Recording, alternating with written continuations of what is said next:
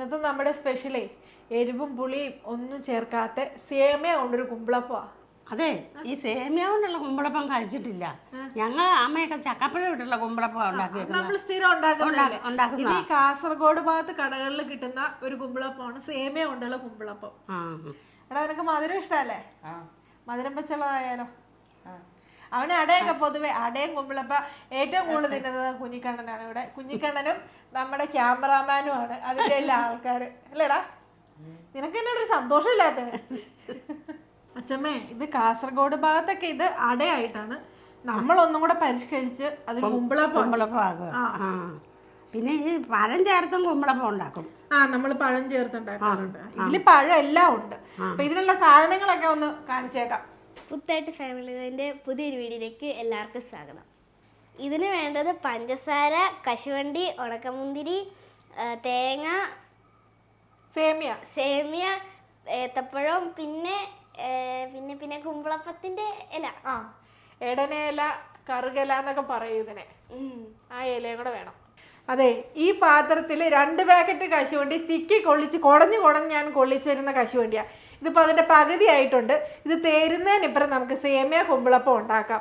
ദേ, ഇതെടുത്തോണ്ട് അടുത്ത സേമിയ വാരി തിന്നുക. പെട്ടെന്ന് ഉണ്ടാക്കിയേക്കെ, അല്ലെങ്കിൽ ഇനിയിപ്പം വേറെ മേടിക്കേണ്ടി വരും. മിക്കവാറും മേടിക്കേണ്ടി വരും. അച്ഛമ്മ, ഈ ഏത്തപ്പഴേ നമ്മൾ ചെറിയ ഉപ്പേരിക്ക് അരിയല്ലേ, നാലായിട്ട് അതുപോലെ അരിഞ്ഞെടുക്കാം നമുക്ക്. ഒന്നും കൂടെ അച്ഛമ്മയ്ക്ക് പിന്നെ ഉപ്പേരി ഉണ്ടാക്കാൻ അറിയാലോ. ഉപ്പേരിക്ക് എനിക്കറിയാം. ഇങ്ങനെയായിരുന്നു. അതെ, ഇച്ചിരി കൂടെ കട്ടിക്കരിഞ്ഞോ. ഏതൊക്കെ ഉപ്പേരിയും ഇങ്ങനെ ഞാൻ ഇഷ്ടം പോലെ അരിഞ്ഞിട്ടുണ്ട് പണ്ടല്ലേ. പണ്ട് കടയൊക്കെ ആയിരുന്നപ്പോഴേ ഉപ്പേരിയൊക്കെ വറക്കാൻ ഇഷ്ടം പോലെ ഇങ്ങനെ അരിഞ്ഞിട്ടുണ്ട്. എന്നെ ഏൽപ്പിച്ച പണി ഞാൻ ചെയ്തേ. പഴമൊക്കെ ഭംഗിയായിട്ട് അരിഞ്ഞു വെച്ചു. ഇനി എളുപ്പമുള്ള ഒരു പണി തേങ്ങ അരണ്ടുന്ന, അത് സൂര്യ ചരണ്ടിക്കൊണ്ട് വരും. ഈ തേങ്ങ പൊട്ടിക്കാൻ ഒരു എളുപ്പവിദ്യ ഉണ്ട്. ഈ ഇതിന്റെ 3 കണ്ണില്ലേ, അതില് ഇതിൽ ഈ വലിപ്പമുള്ള കണ്ണ് കണ്ടോ, ഇച്ചിരി പൊങ്ങി. അത് നമ്മൾ ഈ ശബരിമലയ്ക്ക് ആകുമ്പോൾ നിറക്കാനൊക്കെ തുളയ്ക്കുന്ന ഇതാ. അതിന് നേരെ ഒരു വരയുണ്ട്. ഈ വര നോക്കി ഒറ്റ അടി അടിച്ചാൽ പൊട്ടും എന്നാ പറയുന്നത്. പൊട്ടിക്കാൻ പോവാട്ടോ. കണ്ടോ, ഇതേ വെള്ളം എടുക്കണം, വെള്ളം മാറ്റണം. വെള്ളം കുടിക്കാൻ ആൾക്കാരിവിടെ ക്യൂ നിപ്പുണ്ട്. ഒരു പാത്രം എടുത്ത് തരാവോ? തേങ്ങ പൊട്ടിക്കുന്ന ഒച്ച കേട്ടാൽ മതി. ആള് കാർട്ടൂൺ കാണുവാണെങ്കിൽ എന്നാണെങ്കിലും ഓടി വരും. ഞാഞ്ഞാളിന്നാ പറയുന്നേ. അതെ, തേങ്ങ ചിരണ്ട എളുപ്പമുള്ള പണിയാന്ന് അച്ഛൻ പറഞ്ഞേ. സൂര്യ ചിരണ്ടിക്കൊണ്ട് വരുമെന്നാ പറഞ്ഞു കേട്ടോ. അതെ അതെ, പെട്ടെന്ന് ആയിക്കോട്ടെ.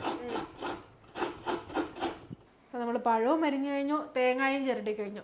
ഇനി നമുക്ക് സേമിയ വേവിച്ചെടുക്കാം. സേമിയ വേവിക്കാൻ വേണ്ടിയിട്ട് ഞാൻ വെള്ളം വെച്ചിട്ടുണ്ട്. ഈ വെള്ളം തിളച്ചതിന് ശേഷം മാത്രമേ നമുക്ക് സേമിയ ഇടാവുള്ളൂ. അടച്ചും കൂടെ വെച്ചേക്കാം, പെട്ടെന്ന് തിളക്കട്ടെ. വെള്ളമെല്ലാം നല്ലപോലെ വെട്ടി തിളച്ചിട്ടുണ്ട്. നമുക്ക് ഇതിനകത്തേക്ക് 1 സ്പൂൺ നെയ്യ് ഒഴിച്ചു കൊടുക്കാം. ഇത് നമ്മളിവിടെ ഉണ്ടാക്കിയ നെയ്യാണേ. നമ്മൾ പശുവിൻ്റെ പാല് കാച്ചി വെച്ചിട്ട് അതിൽ നിന്ന് നെയ്യ് ഉണ്ടാക്കിയതാണ്. പാട എടുത്തിട്ടാണ് നെയ്യ് ഉണ്ടാക്കിയത്. ഇതിലേക്ക് നമുക്ക് സേമിയയും കൂടി ഇട്ട് കൊടുക്കാം.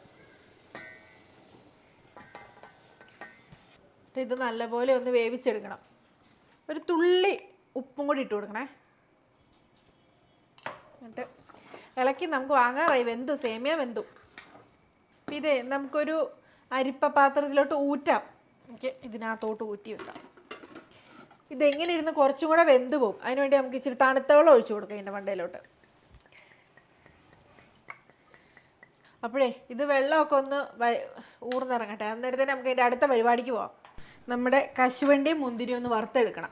അപ്പം നെയ്ക്കകത്താണ് നമ്മളിത് വറുക്കുന്നത്. കുറച്ച് നെയ്യ് ഒഴിച്ചു കൊടുക്കാം. നമുക്ക് കശുവണ്ടി ഇട്ട് കൊടുക്കാം. വന്ന് ഒരു തരി കശുവണ്ടിയേ ഉള്ളൂ. കപ്പലണ്ടി എല്ലാം വറുത്തു. ഇനി കോരി വെക്കാം. ഇനി നമുക്ക് ഉണക്കമുന്തിരി ഇട്ട് കൊടുക്കാം.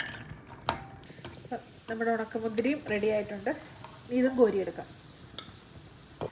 ആ അരിഞ്ഞു വെച്ച പഴം നമ്മൾ ആ നെയ്ക്കകത്തോട്ട് ഇട്ടിട്ട് വഴറ്റിയെടുക്കാം നമുക്ക്. അപ്പം ഇതിനകത്തോട്ട് നമുക്കൊരു 3 സ്പൂണ് പഞ്ചസാര ഇട്ട് കൊടുക്കാം.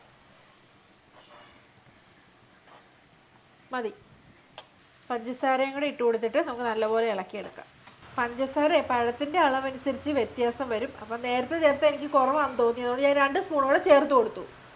പഴമെല്ലാം ചെറുതായിട്ട് വയന്ന് വന്നിട്ടുണ്ട്. ഇനി നമുക്കതിലേക്ക് തേങ്ങയും കൂടി ഇട്ട് കൊടുക്കാം. ഇതും നല്ലപോലെ പഴവും തേങ്ങയും കൂടെ നല്ലപോലെ ഒന്ന് മിക്സ് ചെയ്ത് കൊടുക്കണം, നല്ലപോലെ ഇളക്കാം. നമുക്ക് ഇതിനകത്തോട്ട് പഞ്ചസാര ഇനിയും ചേർത്ത് കൊടുക്കാം. നമുക്കിപ്പം ഈ സേമിയയും കൂടി ഇടുമ്പോൾ വേണ്ട പഞ്ചസാര ഇപ്പം ചേർത്ത് കൊടുക്കണം. മുമ്പേ പഴത്തിനകത്ത് ചേർത്ത് കൊടുക്കാഞ്ഞതേ അതിൻ്റെ ടേസ്റ്റ് മാറിപ്പോൾ. അപ്പോൾ തേങ്ങയും കൂടി ഇടുമ്പം കുഴപ്പമില്ല. അപ്പോൾ എല്ലാത്തിനും കൂടിയുള്ള പഞ്ചസാര നമ്മൾ ഇപ്പോഴാണ് ചേർത്ത് കൊടുക്കുന്നത്. ഇപ്പോൾ നമ്മുടെ പഴവും തേങ്ങയും പഞ്ചസാരയും എല്ലാം കൂടെ നല്ലപോലെ മിക്സ് ആയിട്ടുണ്ട്. ഇനി ഇത് നമുക്ക് ചെറുതായിട്ട് കളറ് മാറി നമുക്കിനി വാങ്ങി വെക്കാം. എന്നിട്ട് ഞാനൊരു വലിയ പാത്രം വയ്ക്കുന്നുണ്ട്, കാരണം നമുക്ക് സേമിയയും കൂടി ഇട്ട് ഇളക്കണം. അപ്പോൾ ഈ പാത്രത്തിൽ ഇടയില്ല, അതുകൊണ്ടാണ് ഞാനൊരു വലിയ പാത്രം വയ്ക്കുന്നത്. അപ്പം ഇതാണ് ഞാൻ എടുക്കുന്ന വലിയ പാത്രം. ഇതിലാകുമ്പോൾ നമുക്ക് എല്ലാം കൂടെ മിക്സ് ചെയ്യാം. ഇതൊന്ന് ചൂടായിക്കോട്ടെ. നമുക്ക് ഇതിനകത്തേക്ക് സേമിയയും കൂടി ഇട്ട് കൊടുക്കാം. കുറച്ച് ഏലക്കാപ്പൊടിയും കൂടെ വേണം. അതിനുവേണ്ടി ഞാൻ കുറച്ച് ഏലക്കായും അതിൻ്റെ കൂടെ ശകലം പഞ്ചസാരയും കൂടി ഇട്ട് പൊടിച്ചെടുക്കുക. ഈ പഞ്ചസാര ഇടുന്നത് എന്തിനാണെന്നറിയാമോ? ഏലക്ക പൊടിഞ്ഞ് കിട്ടാൻ വേണ്ടി. അല്ല, കുറച്ച് കൊണ്ടിട്ടാൽ പൊടിഞ്ഞ് കിട്ടത്തില്ല, അതുകൊണ്ടാണ്. അപ്പോൾ ഏലക്ക പൊടിച്ചും കൂടെ നമുക്ക് ചേർത്ത് കൊടുക്കാം. എന്നിട്ട് ഇത് നല്ലപോലെ മിക്സ് ചെയ്യണം. കുറച്ച് കളറിനും ടേസ്റ്റിനും വേണ്ടി നമ്മുടെ ശർക്കരപ്പൊടിയും കൂടെ കുറച്ച് ചേർത്ത് കൊടുക്കാം. അതെ, എനിക്ക് ഇളക്കാനായിട്ട് കൈ എത്തുന്നില്ല വലിയ പാത്രമൊക്കെ വെച്ചുകൊണ്ട്, അതുകൊണ്ട് ഞാൻ ഏട്ടനെ ഏൽപ്പിച്ചു. ഇപ്പം ഞാനായിട്ടൊന്നും ചെയ്തില്ലെന്നും വേണ്ട. ഇതെല്ലാം നല്ലപോലെ മിക്സ് ആയിട്ടുണ്ട്. ഇനി നമുക്കൊന്ന് തീ ഓഫ് ചെയ്യാം. ഒരാളെ ഇത് ഞാനൊന്ന് ഇളക്കാൻ ഏൽപ്പിച്ചതാ. പാത്രത്തിൽ നിന്ന് ഇളക്കി താഴോട്ട് ഇട്ടത് ഈ പരിസരം മുഴുവനും ആക്കി. അതെന്നാ പരിചയമില്ലാത്തതുകൊണ്ടാ. ഇളക്കുക നമ്മുടെ ലക്ഷ്യം എന്ന് പറഞ്ഞാൽ ഫുള്ള് നല്ലപോലെ ഇളക്കി എടുക്കുക എന്നുള്ളതാണ് ലക്ഷ്യം. അതെ, നിലത്തിട്ട് ഇളക്കാൻ ഞാൻ പറഞ്ഞില്ലല്ലോ, പാത്രത്തിനകത്തല്ലേ ഇളക്കാൻ പറഞ്ഞേ. തീ ഓഫ് ചെയ്തതിന് ശേഷം നമ്മൾ വറുത്ത് വെച്ച് കശുവണ്ടിയും മുന്തിരിയും കൂടെ ഇട്ട് കൊടുക്കാം. കശുവണ്ടി ഇതിനകത്തൊന്നും തികയല്ല, കാരണം അതെല്ലാം തിന്ന് തീർത്തു. ഞാനിപ്പോൾ ഇത്തിരി എടുത്ത് ടേസ്റ്റ് ചെയ്ത് നോക്കി മധുരം ഉണ്ടോന്ന്. മധുരമൊക്കെ ഉണ്ട്. അപ്പം ഇതൊന്ന് ചൂടാറണം. നമുക്ക് കുമ്പിള് ആക്കണ്ടേ? അന്നേരത്തിന് ഒരു കടുങ്കാപ്പി ആയാലോ? എനിക്ക് തോന്നി, ഞാൻ പറയാൻ തുടങ്ങിയായിരുന്നു. ശരി. അപ്പം ഇത് ചൂടാറുന്ന നേരത്തിന് കടുങ്കാപ്പി എല്ലാവരും കുടിച്ചു. അപ്പം ഞാൻ ഓർത്ത് നമ്മുടെ ഇല നല്ലപോലെ തുടച്ച് വെക്കാം. നനഞ്ഞ തുണി വെച്ച് നല്ലപോലെ തുടച്ചെടുക്കാം. അപ്പം ഇലയെല്ലാം നല്ലപോലെ തുടച്ചെടുത്തു. ഇനി നമുക്കിത് കുമ്പിളാക്കാം. അപ്പം നമ്മൾ ഒരു ഇല ഇങ്ങനെ എടുത്തിട്ട് ഇങ്ങനെ കുമ്പിള് കുത്തണം.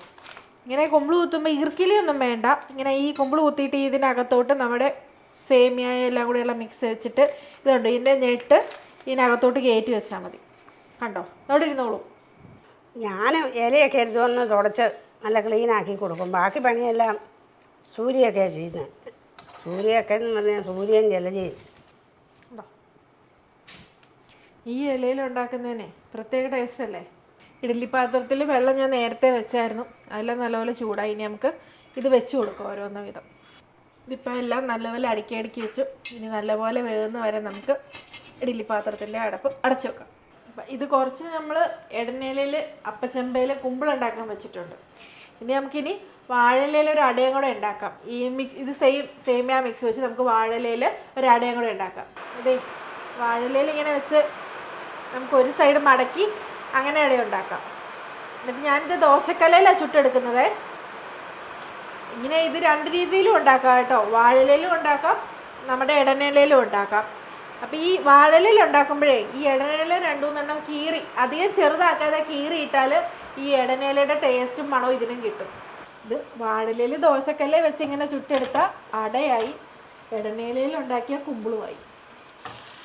അതാ ഞാൻ കല്ലെല്ലാം നേരത്തെ ചൂടാക്കാൻ വെച്ചു, ചൂടായി നേരെ ഇട്ടിട്ടുണ്ട്. അപ്പം നമ്മുടെ വാഴയിലയിൽ വെച്ച അട റെഡിയായി.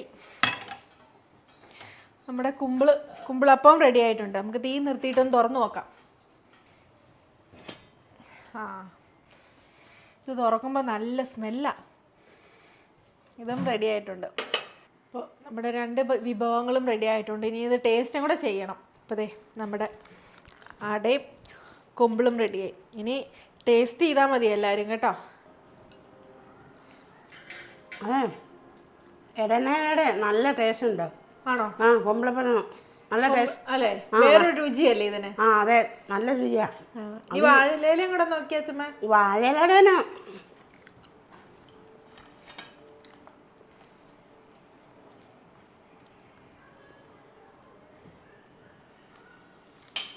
അതെ, രണ്ടിനും രണ്ട് ടേസ്റ്റാണ്. ആണല്ലേ? പക്ഷേ കുമ്പിളരയുടെ നല്ല ടേസ്റ്റ്. ആണല്ലേ? വാഴയിലടേന് അത്രയും തന്നെ ടേസ്റ്റ് ഇല്ല. നമ്മളുണ്ടാക്കിയ കുമ്പിളപ്പവും സേമിയ കുമ്പിളപ്പവും അടയും എല്ലാം കഴിച്ചു. നല്ലതായിരുന്നെന്ന് എല്ലാവരും പറഞ്ഞു. പുതിയൊരു വീഡിയോ ആയിട്ട് നമുക്ക് വീണ്ടും കാണാം.